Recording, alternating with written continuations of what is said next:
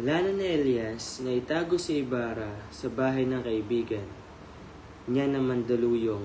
Hukayin niya ang mga salapi at alahas na itinago niya sa puno ng balite na nasa libingan ng mga nito upang may magamit papunta sa ibang bansa. Doon ay mamumuhay siya ng tahimik. Nang mapadaan sa ilalim ng tulay ay may narinig silang mga tunog na takbo ng kabayo. Umiikot na ang mga gwardya sibil upang hanapin si Ibarra. Inalok ni Ibarra na sumama si Elias dahil pareho naman silang ng kinahantungan, ngunit hindi naman pumayag si Elias. Malapit na sila sa palasyo ng Kapitan General at kitang nagkakagulo na ang mga gwardya sibil. Paikot-ikot ang mga gwardya sa paligid dahil tiyak na alam na ng mga ito ang gagawing pagtakas ni Ibarra. Tinakpan ni Elias si Ibarra ng mga damo upang hindi ito makita. Tinanong si Elias ng isang bantay kung saan ito nanggaling. Galing siya sa Maynila at magrarasyon siya ng damo para sa alagang kabayo ng konsehal at kura ang tugon niya. Naniwala naman ang bantay kaya pinalagpas nito si Elias. Ibinilin ng bantay na huwag magpapasakay kung mayroon mang humingi ng tulong dahil may isang bilanggon ng nakatakas. Muling lumabas si Ibarra. Nang makalayo na sa paningin ng bantay, patungo sila sa ilog Beata.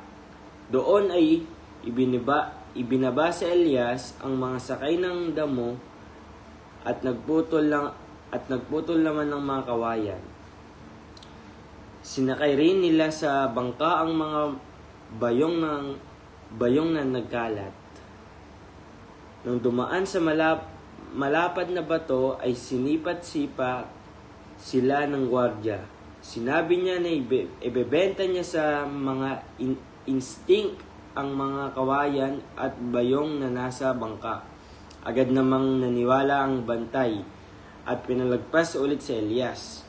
Nakahiga ng maluwag ang dalawa dahil malayo sila. Sa gwardya ngunit meron silang napansin na latsang paparating na parang sumusunod sa kanila. Iyon ang mga konstabularyo na mukhang ikinakasa ang kanilang mga rifle at nakaasinta sa kanila. Nagubad ng damit si Elias at bilang talon sa tubig, balak niyang iligaw ang mga sumusunod sa kanila. Sa tuwing inilalabas si Elias, ang ulo ay nakarinig si Ibarra ng mga putok ng baril. Habang nililito ni Elias ang mga gwardya, payapa namang inaanod ang bangkang hinihigaan ni Ibarra.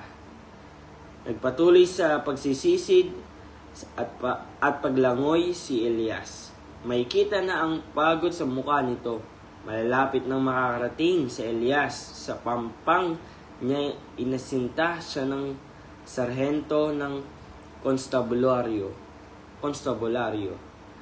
Maya-maya pa'y may nakitang dugo ang gwardya ngunit wala namang nakitang bangkay.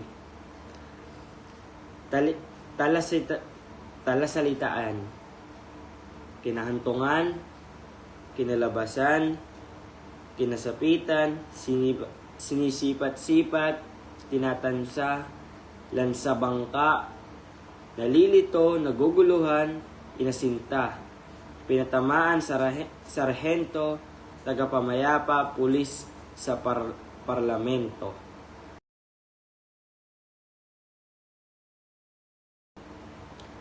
Kinaumagahan ay kita pa din ang lungkot kay Maria Clara. Kahit ang mga regalong natanggap niya sa selebrasyon ay hindi siya pinapansin. Ilang sandali pa ay dumating si Padre Damaso. Hiniling ni Maria Clara sa pari na ipahinto ang pagpapakasal nito kay Linares. Plano sana ni Maria Clara na hanapin si Crisostomo Ibarra. Pagkatapos nito magpakasal kay Linares, pero dahil patay na si Ibarra, mas gugustuhin na lang ng dalaga na pumasok sa kumbento o kaya ay magpakamatay kaysa magpakasal sa lalaking di naman niya mahal. Alam ni Padre Damaso na buo na ang loob ni Maria Clara na pumasok sa kumbento at wala nang itong magagawa.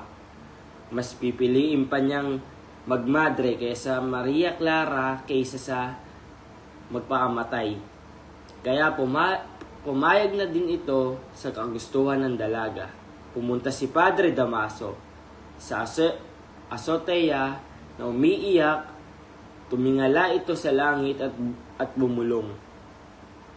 Hiniling niya sa Diyos na huwag idamay sa pagpaparusa ang kanyang anak. Talasalitaan, selebrasyon, pagdiriwang, kumbento, simbahan, azotea, balkonahe.